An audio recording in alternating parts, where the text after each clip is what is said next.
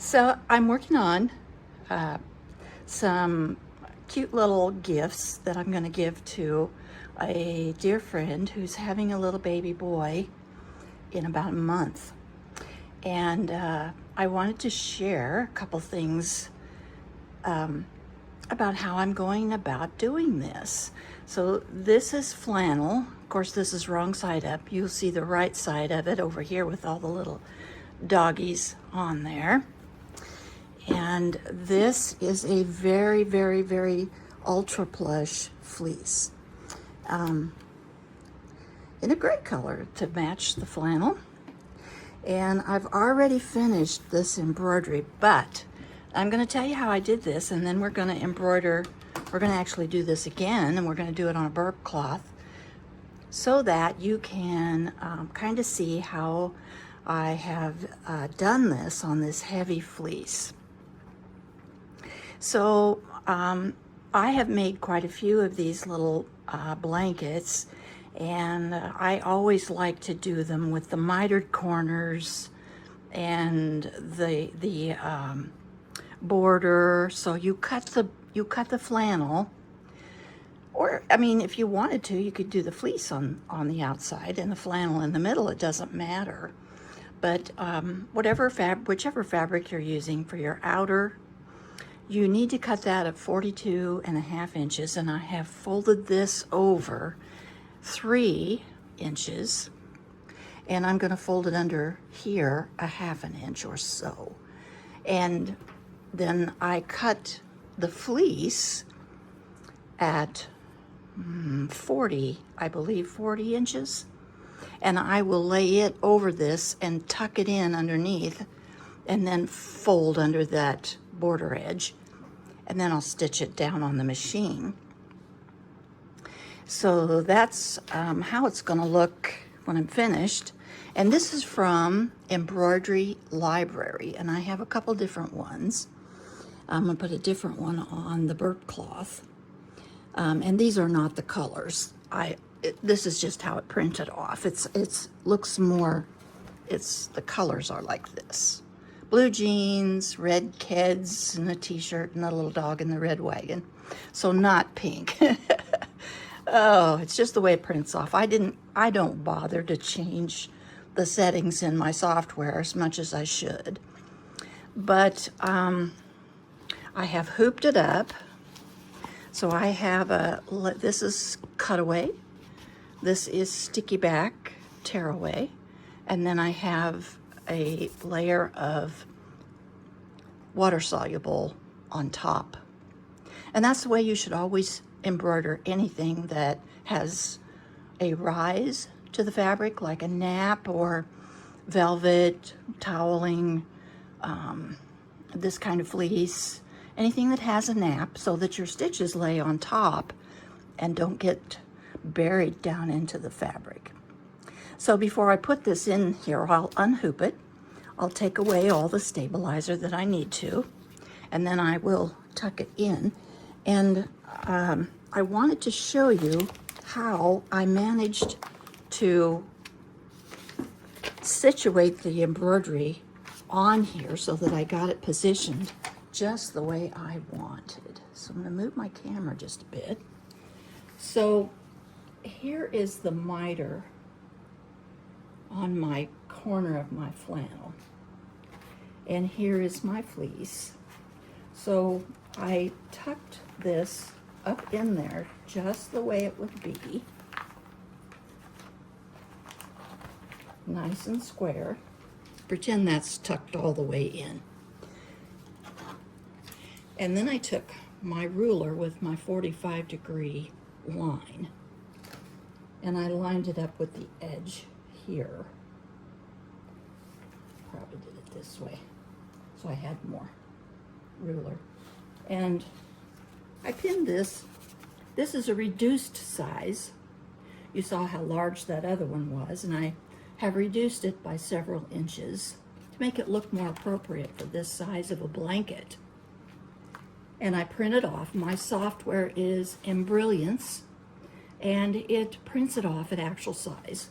And it also gives me registration marks on there So I set that on there, put my ruler on the 45-degree line here, and right down the miter here, and then I lined up my template and pinned it on. And then I hooped it, and it's just stuck on there. See there? I don't have it pinned on or anything. It's just stuck on the sticky. And I went ahead and embroidered it. And now it is exactly positioned where I want it, and it'll go just right in this corner. So that is where I'm at with the blanket.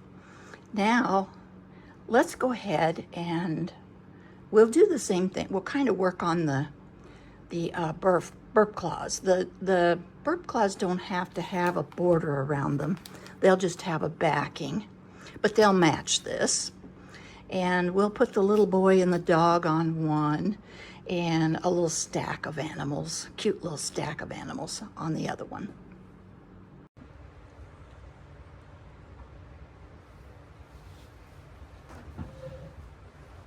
And just pinning this border here.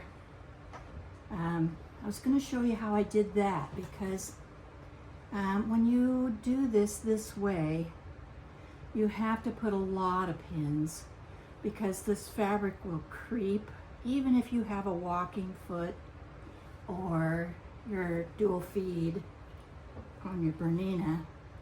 You still have to be very careful, because this fleece underneath is just too lofty. I guess we'll call it lofty. But I'm just using my 2.5-inch Omnigrid ruler, 2.5 by 2.5, and I'm making sure that my border is nice and even. And I just go along, and here in the corner, I hope you can see that it's open a 1/2 inch up. It's not sewn all the way down.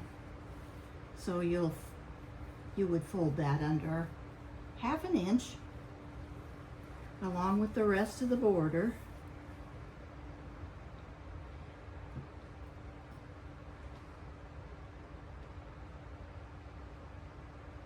So this is how I did my borders. Okay, here we go. We're gonna start work on one of these burp claws, and I have them cut out. I had enough fabric left over for 2 burp claws. So I'm gonna make them just a little bit different, but and this is just such a nice pattern for a burp cloth. It's kind of got your shoulder curve in it. And I got this pattern from TaraReed.com. And it's a free pattern, and I'll put the link for this pattern in the description box for you. And she has a wonderful video also on YouTube. In fact, she has quite a few wonderful videos on how to make this.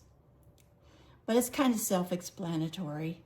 You just, put them right sides together and leave a place to turn it right side out, and then top stitch around the outside. But I'll leave this link for you so you can get this pattern too if you want to.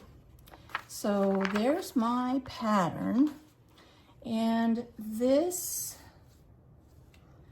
is the right side out of this fleece. And I'm only going to put this design on one side, not both. I don't think it needs both. One will be enough. And this is just a little bit, to me, large for this burp cloth. So I'm gonna go into my software, and I'll let you watch and see how I do it. And I'm gonna reduce this down a little bit, maybe 1 inch. Okay, here we are. I have Embrilliance, and I have my design here. And if I click on the design, let me see, where's my mouse here? There we go. It's going to tell me up here how big it is. And I know it's far away for you in the video, but it says that it's 5 7/8 by 3.5. And down here it's going to tell me stitches. So I have this locked. I am not a expert with Embrilliance, but I do know how to do this, and it's very simple. I just have it locked so that it's going to reduce all 4 sides, not just half of it. And I'll be able to see that the stitches are reduced as well. If you don't lock this, or you have a software that doesn't automatically reduce the density of stitches, you're going to have to figure out how to reduce the density of the stitches in your program, because when you shrink something down, if you don't reduce the density, you'll never be able to get it stitched out. And this is going to stitch out perfectly because my stitches are reduced, and I sure hope that makes sense to you. So I'm just going to go here to this corner, and I'm going to grab it, and I'm going to reduce the size a little bit. And I see now that I'm at 5 7/16 by 3.25. So I've only reduced it 1/4 of an inch. So let's take it down just a hair more, just a little bit more. And now I'm at 3 1/8 by 5 3/16. So let's print this off. And up here is my printer. So I'll print this off and we'll see what size it is and if it looks good on the area of the burp cloth that I want to embroider on.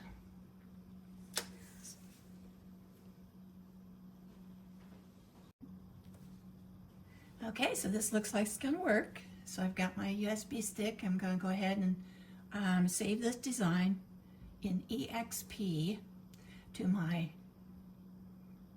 thumb drive.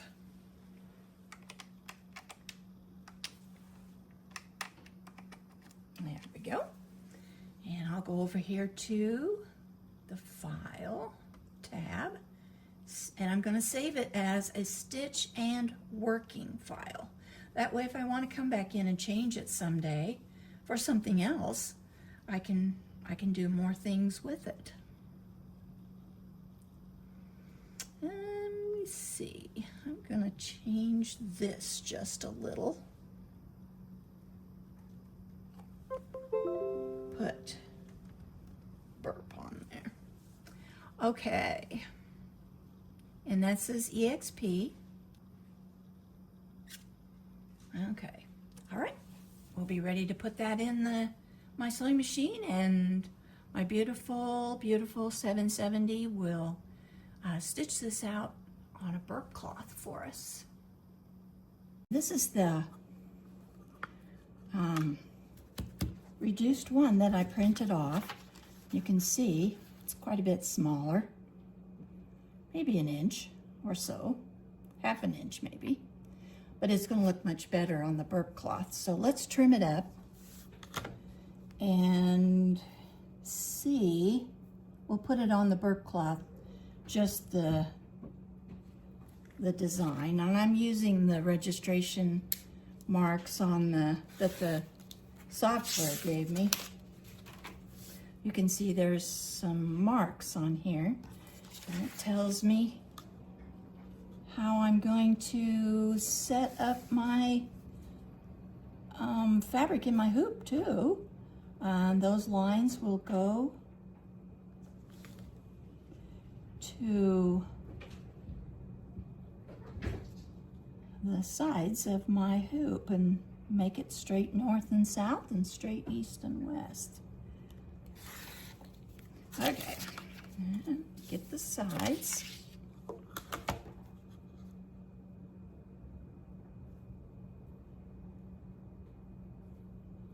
And we'll have a good look and see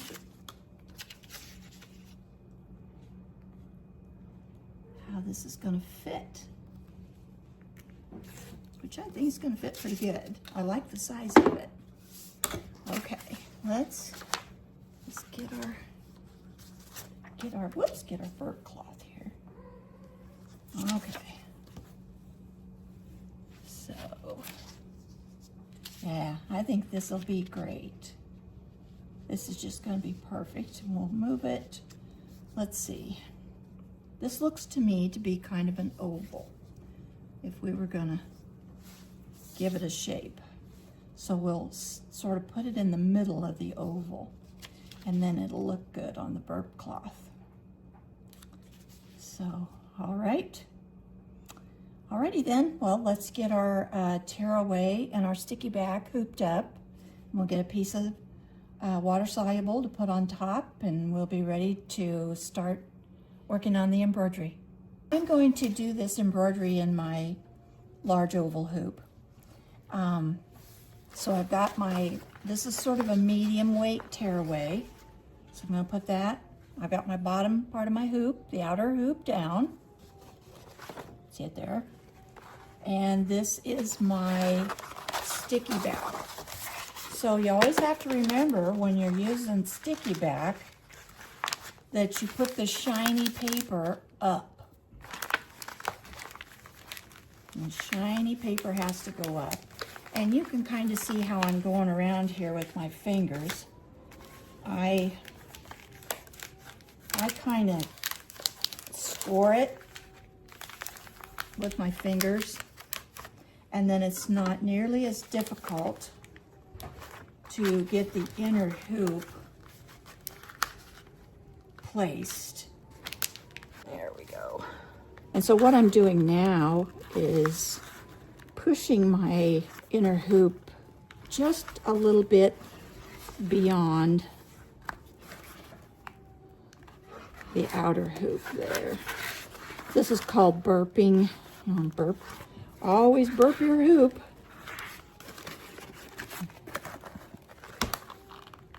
So, okay, I'm going to tighten it up, and I'll take this covering off, and the sticky will show. And so this is right side out on this fleece. This is called Ultra Fleece, and I don't know where to get it anymore. It was always at Joann's, and I loved it. I always had a good supply of it, and I have not been able to find anything like it since Joann's closed. If you know where to find it, please put it in the comments. Okay, I've got a little fold here now. So what I'm going to do now is open up my burp cloth, and you'll be able to see that I've got a center line right here. And let's see, how far up do I want to put this? You know, we talked about how this was kind of an oval shape. So I'm thinking right here will be great. So I've got it centered. I've got it the height I want from down here. I'm going to have a 1/4 inch seam allowance down here. And probably an 1/8 inch top stitch. So this looks about right. This looks pretty good. Maybe I will raise it up a 1/4 inch. There we go. So now we're going to pin it in place, because we don't want it to move. And I won't take the template off and put my water soluble on until I'm ready to do the very first stitch. So let me see if I can find a couple more pins here. Oh, here we go.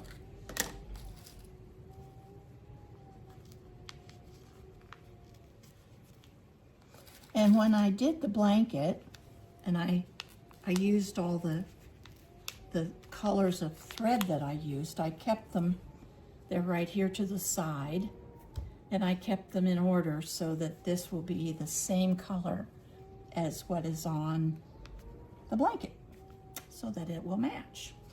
Alrighty, we've got this good to go, and I don't want to disturb my center line too much, because I want to put that in the hoop. So I'm going to take my stiletto and go all the way around the outside. And I'm not pushing very hard, but I am getting through this top layer. And then I'm going to do a little wavy sort of a thing right down the middle, and take my stiletto and lift it up just like this, and take it off. And this is sticky.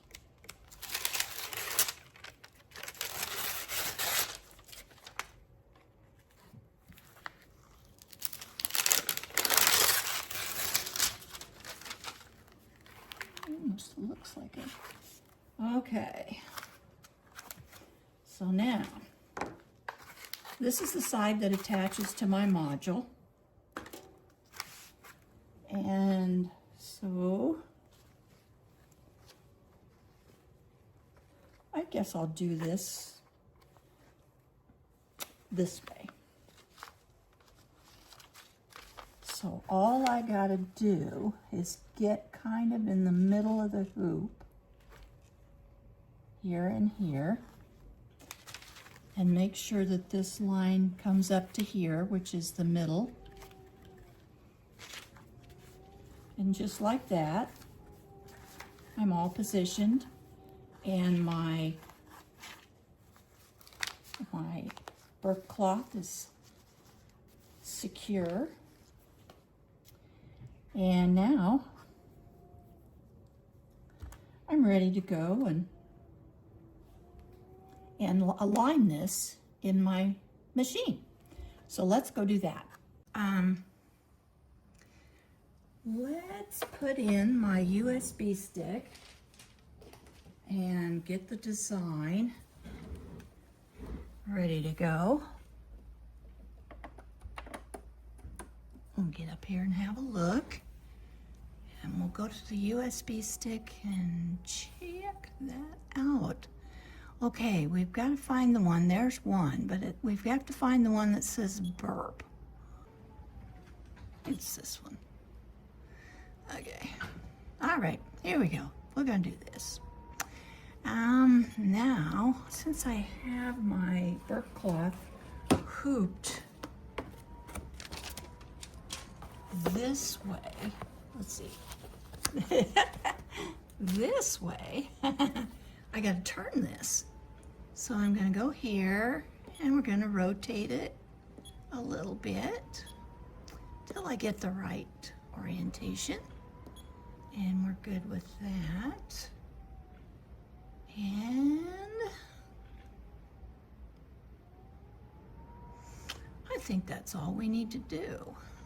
Let's make sure that the machine knows that we're using our 26 foot. So make sure we've got that little highlight white line around there. And that we're using our single hole cut plate. Got the white line around that. So that's good to go. So let's go ahead and send it to the machine. And it's asking me now to put my hoop down.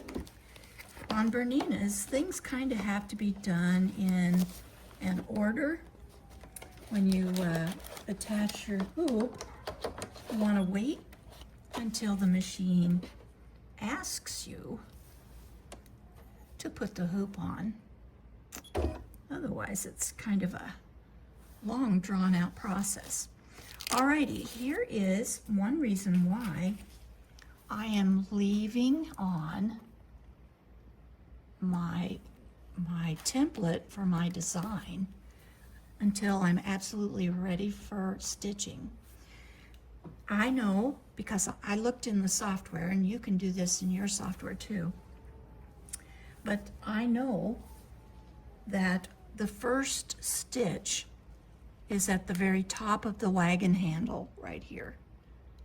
And if I start stitching here, I'm going to be up at least a ½ inch higher on my project. So I need to move my needle down to where it's going to start right on the end of the handle of the wagon. So you can see that right here. So we're going to go to our positioning. Come on, our positioning. And then there's 2 knobs here. Let me see if I can fix this for you. Okay, you can see these 2 knobs, one here, one here. This goes up and down. This goes side to side. Watch what happens here. I'm going to move my needle down this way.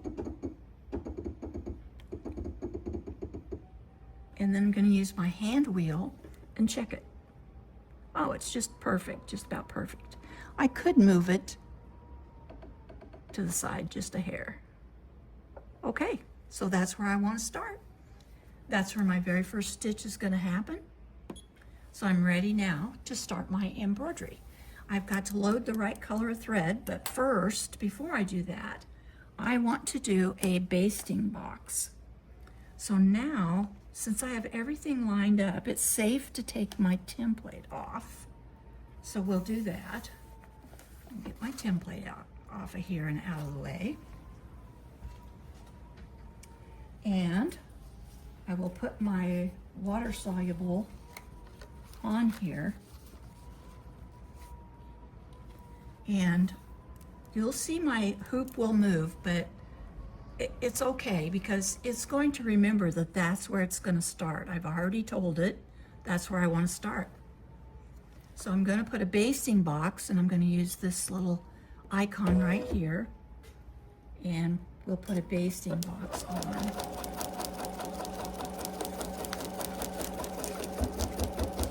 Basting boxes are very, very, very helpful. You want to always keep your fingers back.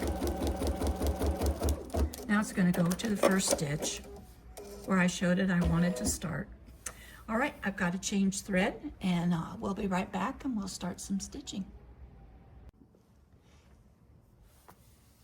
Okie dokie, we're ready to start stitching. I have a, let's see, what is it? It's a 7511 ballpoint Oregon needle in my machine. I have Thread Art thread. This is 40 weight thread in my top thread. And I'm using a kind of light lavender color, 60 weight Invisifil thread in my bobbin. And I'm not using my yellow bobbin case. I have enough thickness here that the tension is not bothered by it. And the way you can kind of check that is when you put your basting box down, if you can see your bobbin thread coming up in these basting box stitches, you'll know that you need to probably switch to your yellow embroidery bobbin case. But my stitches are just perfect.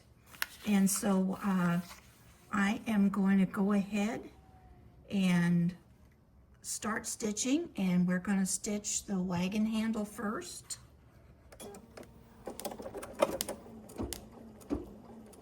And you can program your machine to stop after a few stitches so that you can trim the thread, but I don't have it set up today for that, so I'm just gonna snip my thread, and I save all my thread tails. I have a jar that I keep them in, So I can use them later for fun, crafty things. So I'll try to bring you in a little closer so that you can see the stitching.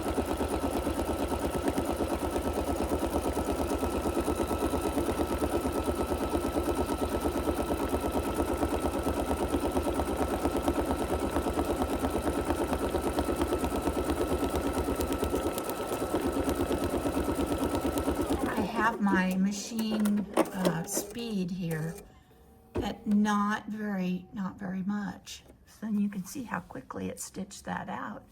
I never ever run my machine at full throttle, and I've had this machine a long time, and I have never used the rabbit button that's on here.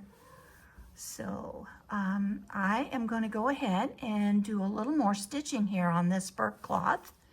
And then I will be back and we'll talk a little more about the embroidery and go ahead with our assembly of our burp cloth and get it put together.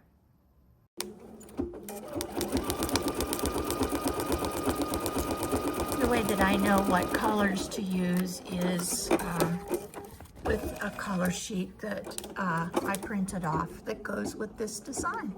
So you just go down through and you do all the colors in order, and it'll even tell you wagon, shirt, dog, pants.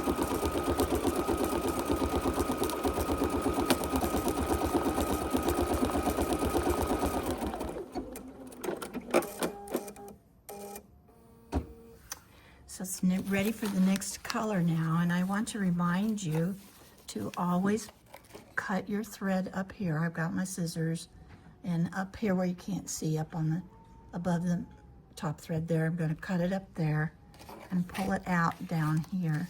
You never want to pull your thread backwards through your machine, and I am not in favor of that flossing thing that sometimes is suggested in the tension discs to make sure that you have your thread in the tension discs. And I also use a thread net. This is called a thread net, and it just goes on over the spool of thread. I fold mine back, kind of keep it out of the way a little bit. You don't need all that sticking out. And then I always use a thread net on finer threads, not usually on a spool of thread if I'm making a dress or top or something like that, or pants, or quilting. I don't use it when I'm quilting, but on embroidery thread I do, because it's very slippery. The embroidery's all done. Just taking off this top. It's still in the hoop.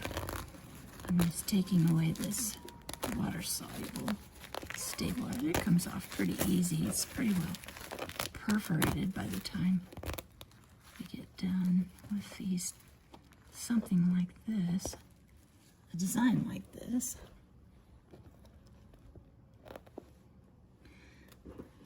And then these little pieces that are left, I just slide my tweezers under there and grab them.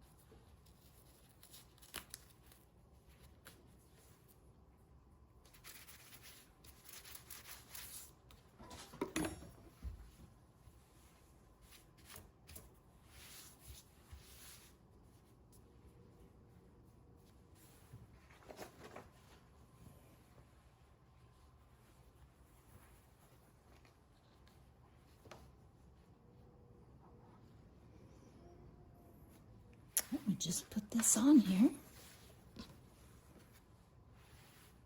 and stitch around the outside edge. I'm going to leave an opening and turn it right side out and top stitch. And that will be one really beautiful burp cloth. Okay, we'll do our stitching.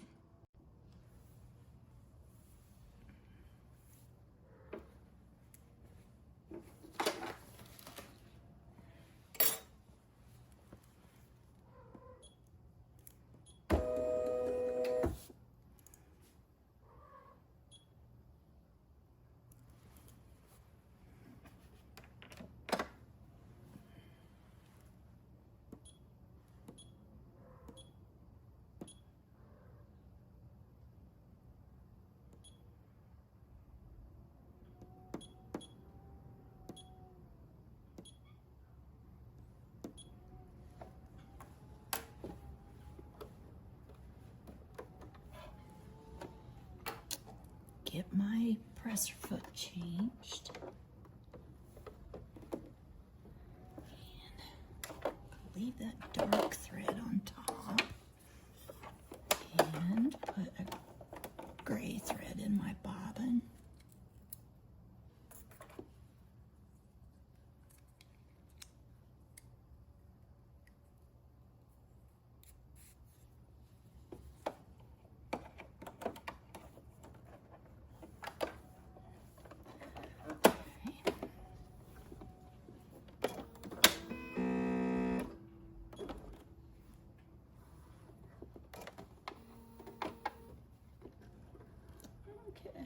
We're all set. All right.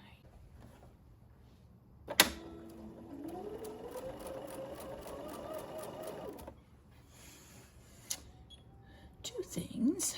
I need my dual feed down because I'm using a D foot. And I want to stop with my needle down if I stop. So I've engaged my needle down and my dual feed.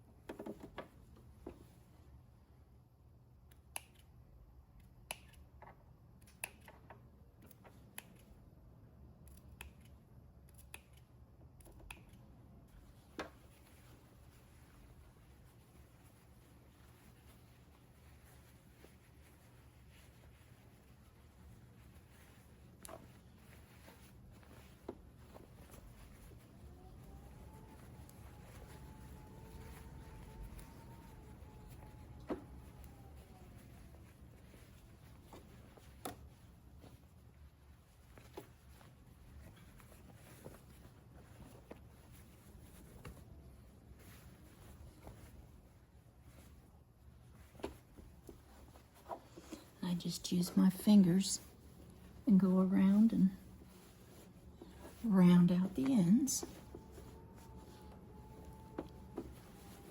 Get everything turned all the way out.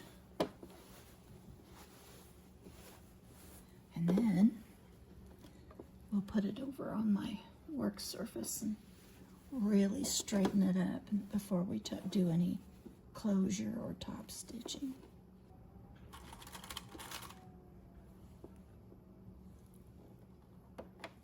There we go. It's looking pretty cute. And if I press this, I will press it from this side, not this side. You don't want to press this stuff. You could probably do it with a pressing cloth, but otherwise not. And I just kind of roll it under my fingers, roll it out, and then I'll go around and top stitch. I think my stitch length here is 3.5.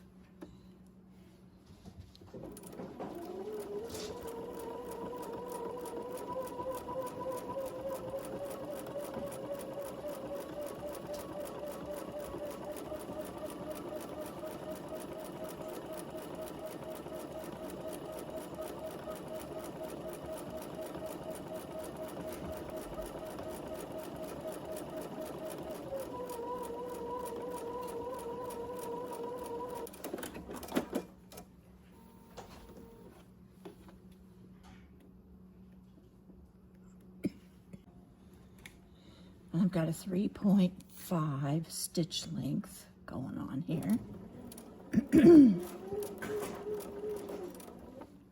And I will just do this all the way around the blanket. Slowly and surely.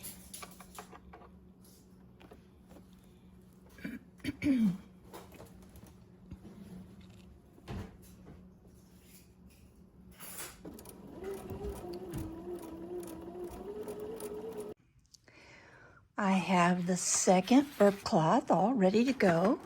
I've hooped it up and resized my design. Got everything ready to go just like I did before. And I'm going to go ahead and pull my machine up and start stitching.